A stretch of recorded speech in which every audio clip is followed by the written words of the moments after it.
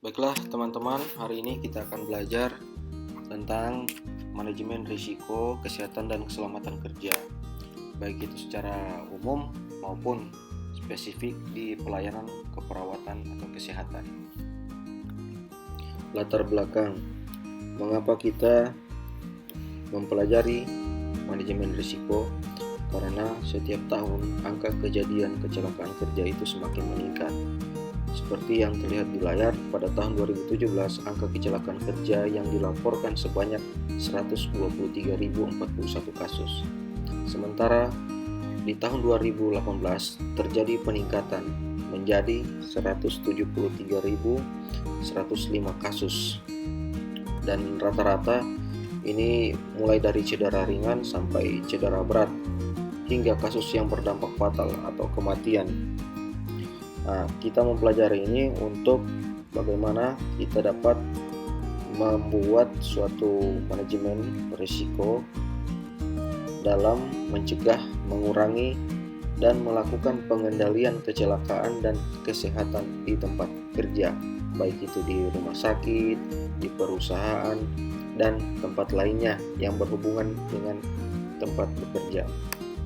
Tujuan manajemen risiko itu ada 4 yang berurutan. Yang pertama, tujuannya untuk mencegah, mengurangi, dan melindungi terjadinya kecelakaan kerja dan penyakit akibat kerja atau PHK. Yang langkah kedua, mengidentifikasi hazard atau bahaya dan risiko kesehatan dan keselamatan kerja. Yang ketiga, menghasilkan SPO, maksudnya di sini standar prosedur operasional, yang setelah kita melakukan identifikasi, nanti saya jelaskan lebih detail di slide berikutnya, pada suatu pekerjaan tertentu. Kemudian yang keempat, memperbaharui langkah kerja untuk mendapatkan hasil produksi yang lebih baik. Selanjutnya, proses manajemen risiko berdasarkan Australia Standard atau New Zealand Standard 4360.2/2004. Seperti yang terlihat di layar, yang pertama itu tentang menentukan konteks. Penentuan konteks dimaksud adalah penentuan suatu organisasi yang akan kita lakukan manajemen risiko, misal organisasi di rumah sakit. Untuk menentukan konteks, ada 5 kajian yang kita harus lakukan. Yang pertama itu konteks internalnya, baik itu konteks internal yang ada di suatu perusahaan atau rumah sakit. Kemudian konteks eksternal, ini nanti akan saya jelaskan lebih detail. Kemudian ada konteks manajemen risiko. Yang keempat itu ada pengembangan kriteria. Yang kelima, untuk menentukan struktur daripada suatu langkah-langkah atau prosedur yang ada di suatu organisasi atau dalam ruang perawatan rumah sakit. Pada bagian pertama, konteks internal, di sini tugas kita melakukan evaluasi internal yang ada di dalam organisasi tersebut, seperti visi misi. Contohnya saya ambil lembaga rumah sakit, seperti visi misi yang ada di rumah sakit, visi misi yang ada di ruang perawatan atau tujuan dan sasaran yang diterapkan di ruang perawatan tersebut. Kemudian kebijakan yang ada di rumah sakit yang diterapkan. Kemudian nilai budaya organisasi yang ada di rumah sakit, dan pemangku kepentingan atau stakeholder seperti perawat yang melakukan praktik keperawatan tersebut, kepala ruangan atau bagian kebidanan, dan lainnya. Yang kedua adalah konteks eksternal. Konteks eksternal yang dimaksud ini adalah faktor-faktor yang dari luar yang mengakibatkan kecelakaan kerja dan penyakit akibat kerja. Misalnya faktor sosial, faktor budaya, faktor politik, atau regulasi, mungkin juga keuangan, teknologi, ekonomi, dan lainnya. Faktor lainnya yang mengakibatkan kecelakaan kerja yang berasal dari konteks eksternal termasuk faktor alam seperti adanya bencana alam, gempa bumi, dan tsunami yang berdampak pada kecelakaan dan penyakit akibat kerja. Kedua konteks tersebut, baik itu konteks internal maupun eksternal, harus dilakukan evaluasi mendalam untuk mengetahui apa-apa saja yang akan menyebabkan kecelakaan kerja dan penyakit akibat kerja. Setelah kita melakukan evaluasi konteks internal dan eksternal, selanjutnya kita melakukan konteks manajemen risiko. Berdasarkan ke evaluasi yang tadi, kita lanjutkan di proses konteks manajemen risiko. Di sini tugas kita untuk mencari tahu pekerjaan atau tindakan keperawatan yang sangat berisiko. Misalnya, tindakan keperawatan dalam melakukan pemasangan infus, pemasangan drainase, kateter atau bisi, pemasangan nasogat tutup atau NGT, dan tindakan keperawatan lainnya yang berbahaya dan berisiko sehingga mengakibatkan kecelakaan kerja atau penyakit akibat kerja. Kemudian yang perlu diperhatikan di sini adalah proses yang harus dilakukan dan dengan pertimbangan penuh dari kebutuhan untuk menyeimbangkan biaya, manfaat, dan peluang, sumber daya yang dibutuhkan, dan catatan untuk disimpan juga harus ditentukan. Kemudian develop kriteria atau pengembangan kriteria. Yang dimaksud di sini adalah seperti sebelumnya kita telah menentukan konteks internal dan eksternal dan manajemen risiko konteks. Kemudian tahap keempat ini adalah mengembangkan kriteria dari proses sebelumnya. Maksudnya untuk mengetahui adanya risiko yang mengakibatkan kecelakaan kerja dan penyakit akibat kerja. Jadi untuk menentukannya itu menggunakan daftar checklist atau format yang ada di ISO 3100/2018 atau format referensi lainnya kita gunakan. Nanti akan saya bagikan dan saya ajarkan di pertemuan berikutnya. Di sini akan saya jelaskan dengan singkat saja dulu untuk menentukan kriteria yang akan dievaluasi risikonya. Keputusan tentang apakah perawatan risiko diperlukan mungkin didasarkan pada standar operasional prosedurnya atau secara teknis tindakannya, mungkin juga karena yang dari luar seperti faktor hukum, faktor sosial, atau faktor lingkungan. Selanjutnya define struktur atau menentukan struktur. Jadi dalam keperawatan itu kan sudah ada langkah-langkah untuk melakukan praktik keperawatan dan sudah ada petunjuknya pula atau yang kita biasa sebut itu standar operasional prosedur. Namun di setiap kegiatan itu atau langkah-langkah dalam melakukan standar operasional prosedur, misal kayak pemasangan infus, di situ akan terlihat setiap langkahnya apakah ada risiko kecelakaan kerja atau PAK. Sehingga bagian define struktur ini kita menentukan suatu kegiatan atau proses aktivitas perawat saat melakukan tindakan keperawatan seperti pemasangan infus. Selanjutnya kolom kedua, identifikasi risiko. Di dalam kolom ini ada 3 komponen pertanyaan. What can happen, apa yang bisa terjadi, kapan dan di mana, kemudian bagaimana dan kenapa. Tujuannya untuk menghasilkan atau menentukan daftar list sumber-sumber yang berisiko secara menyeluruh terhadap suatu kegiatan atau tindakan keperawatan tersebut. Pada kolom ketiga, analisis risiko. Di bagian ini ada daftar checklist atau daftar periksa untuk untuk digunakan dalam melakukan analisis risiko. Jadi ini sangat panjang bahasannya, nanti kita akan bahas di pertemuan berikutnya. Saya jelaskan seringkas mungkin. Dalam melakukan analisis risiko, yang pertama adalah identifikasi proses pemasangan infus. Kemudian alat-alat apa yang dia gunakan, bagaimana dia melakukannya. Tujuannya ini untuk meminimalkan risiko atau bahaya yang akan terjadi jika kita sudah melakukan penilaian tersebut.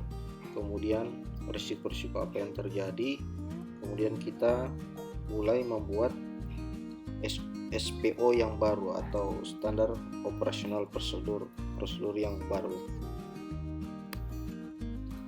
Bagian kolom ketiga, analisis risiko, itu ada dua. Pertama, determine consequence atau menentukan konsekuensi, dan yang kedua adalah determine likelihood atau menentukan kemungkinan. Pada kedua ini nanti akan menghasilkan level of risk atau tingkatan risiko, sama dengan menentukan prioritas diagnosa keperawatan. Di sini kita menggunakan daftar periksa dan rumus untuk menentukan risikonya. Jadi ini akan saya ajarkan di pertemuan selanjutnya.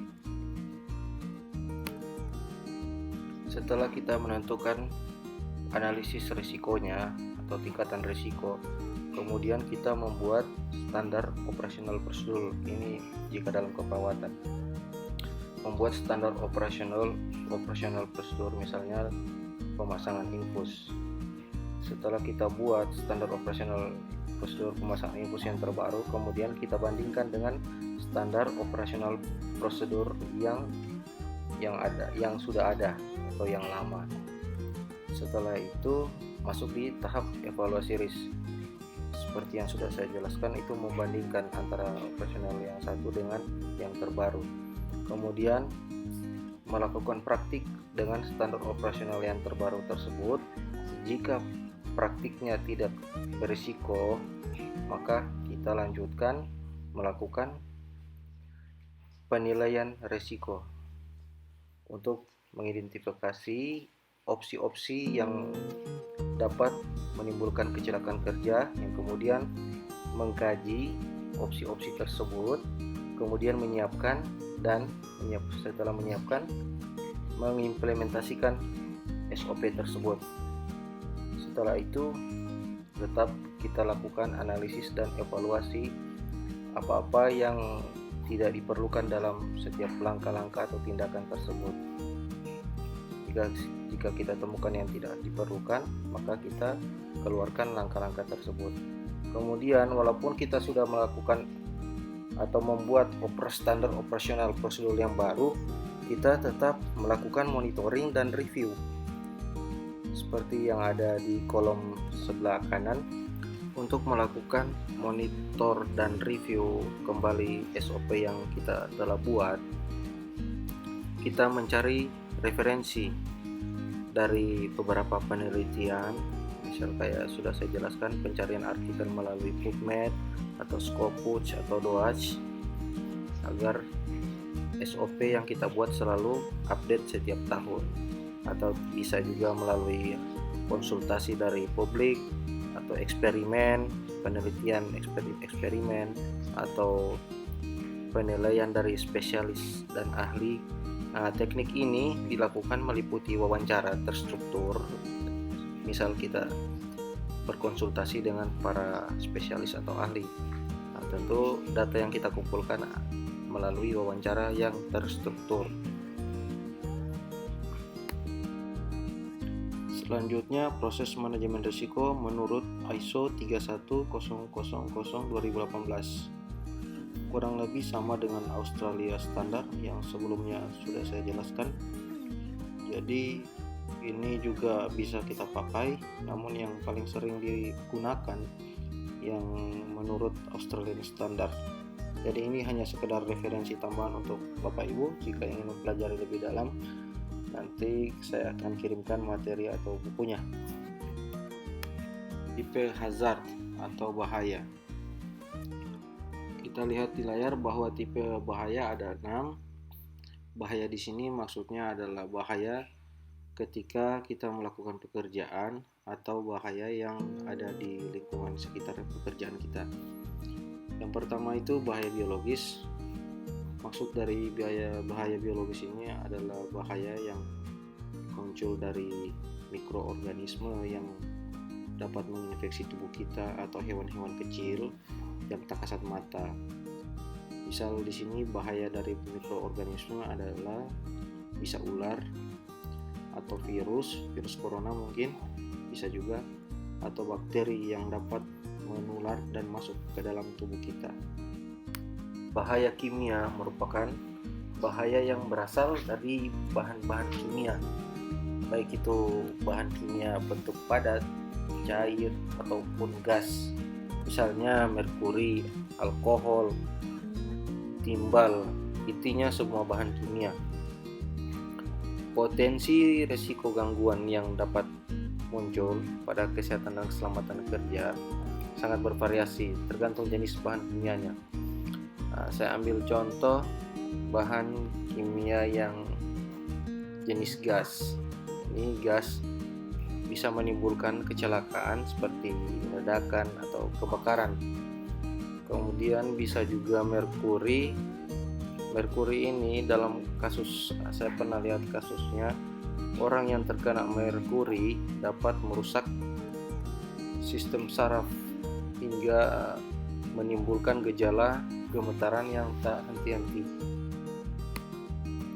Selanjutnya bahaya ergonomi. Bahaya ini merupakan bahaya yang berasal dari adanya ketidaksesuaian desain kerja kita.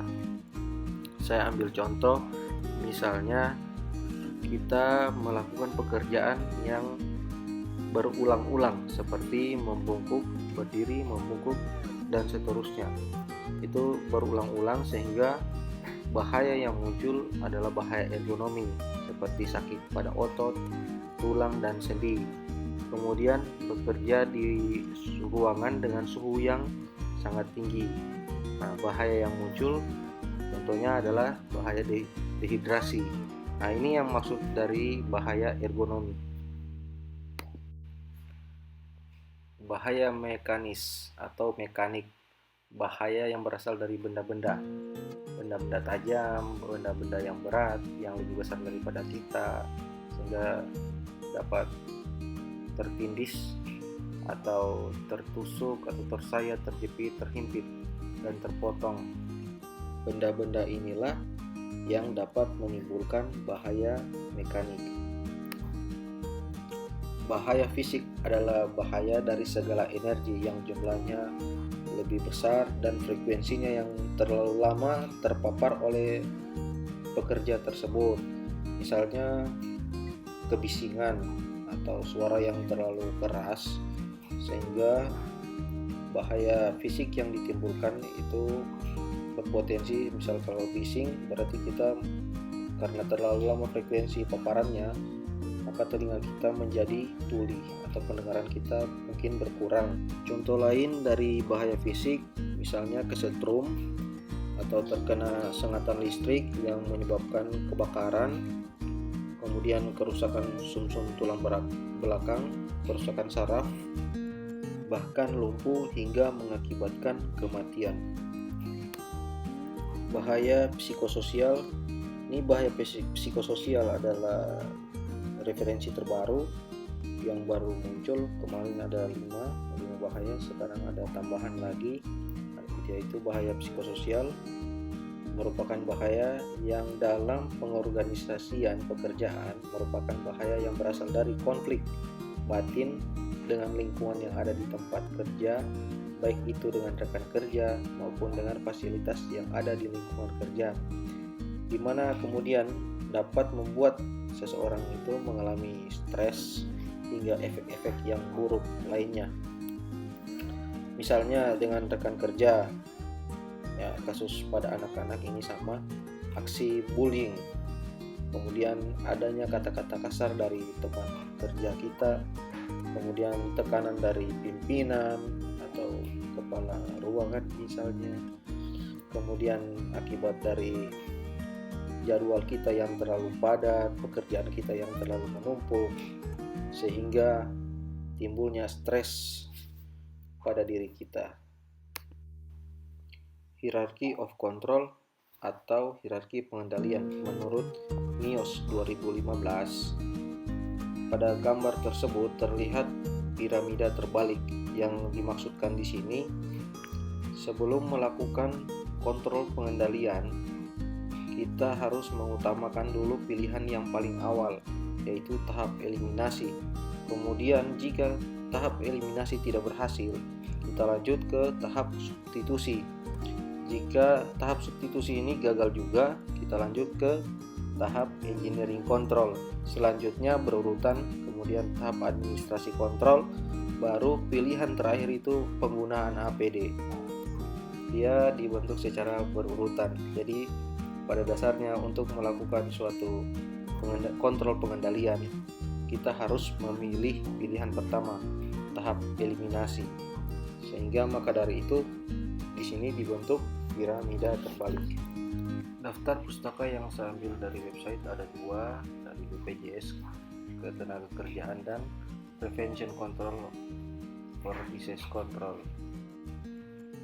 Kemudian untuk daftar rujukan atau daftar pustaka lainnya, saya menggunakan rujukan dari peraturan pemerintah, peraturan Menteri Kesehatan, dan ada 2 buku di sini, risk management menurut standar Australia dan menurut ISO 31000/2018.